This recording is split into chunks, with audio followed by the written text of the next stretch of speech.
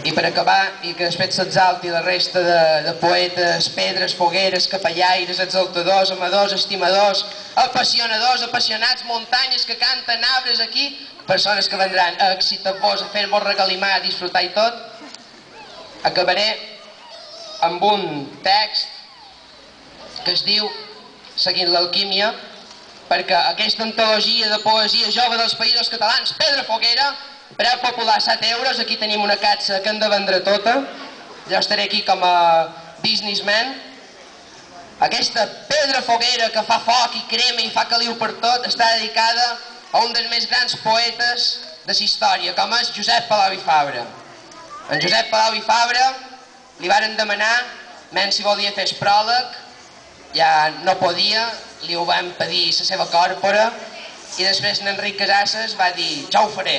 Ué! Però, lamentablement, Josep Palau i Fabra no va ser capaç de veure aquest somni acabat i per això, per moltes altres coses, li van fer aquest text que se diu Seguint l'alquímia.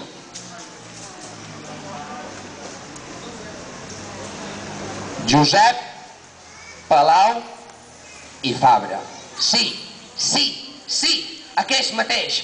Josep Palau i Fabra. Aquest home de pell, de pèl, de capell, poeta, dramaturg i assagista, és el mateix que ha exaltat els ànims d'alguns joves que amb aquesta antologia es postren davant la magnitud de la seva obra i la seva tragèdia. Quan li demanàrem el pròleg per aquesta antologia, la seva còrpora li impedí tal gesta. Veia els últims Picassos, però ens encoratjà a seguir l'estil del poble, el viure poètic, l'abisme de la creació humana. Anomenam Josep Palau i Fabra i veiem artista, i veiem pare com l'avi constructiu.